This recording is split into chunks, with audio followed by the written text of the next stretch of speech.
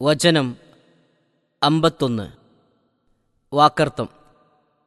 വലൗഷിഅ്ന, നാം ഉദ്ദേശിച്ചിരുന്നുവെങ്കിൽ, ലബഅസ്ന, നാം നിയോഗിക്കുമായിരുന്നു, അയക്കുമായിരുന്നു, ഫീ കുല്ലി ഖർയത്തിൻ, എല്ലാ നാട്ടിലും രാജ്യത്തും, നദീറൻ, ഓരോ താക്കീതുകാരനെ, ولو شئنا لبعثنا في كل قرية نذيرا, നാം ഉദ്ദേശിച്ചിരുന്നുവെങ്കിൽ എല്ലാ ഓരോ രാജ്യത്തിലും ഓരോ മുന്നറിയിപ്പുകാരനെ അഥവാ പ്രവാചകനെ നാം നിയോഗിക്കുമായിരുന്നു.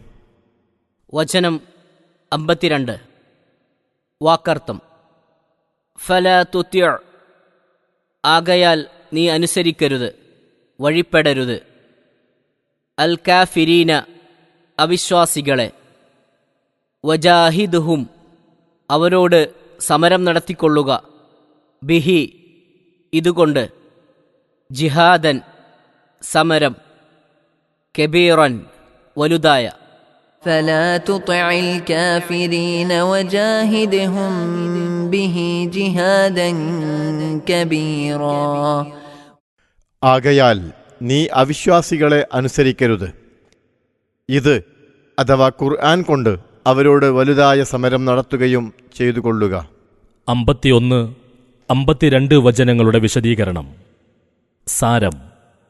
നബിയെ, അവിശ്വാസികൾക്ക് നമ്മുടെ ശിക്ഷയെ താക്കീത് ചെയ്യുന്ന പ്രവാചകന്മാരെ ഓരോ നാട്ടിലേക്കും പ്രത്യേകം അയക്കുവാൻ നാം ഉദ്ദേശിച്ചിട്ടില്ല. ഉദ്ദേശിച്ചിരുന്നുവെങ്കിൽ അതൊട്ടും നമുക്ക് പ്രയാസകരവുമല്ലായിരുന്നു.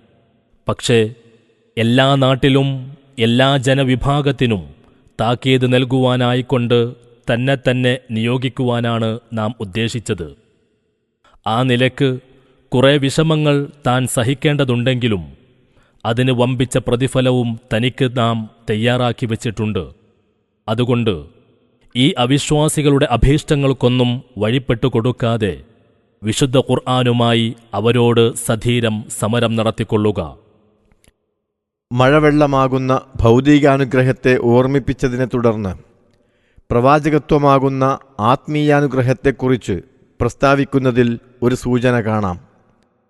മഴവെള്ളം ഓരോ നാട്ടിലും വർഷിപ്പിച്ചുകൊണ്ടിരിക്കുന്നതുപോലെ പ്രവാചകത്വത്തെയും എല്ലായിടത്തിലും സദാ വർഷിപ്പിച്ചുകൊണ്ടിരിക്കുന്നത് ഈ ലോക പ്രകൃതി വ്യവസ്ഥകൾക്ക് യോജിച്ചതല്ല എന്നത്രേ ആ സൂചന.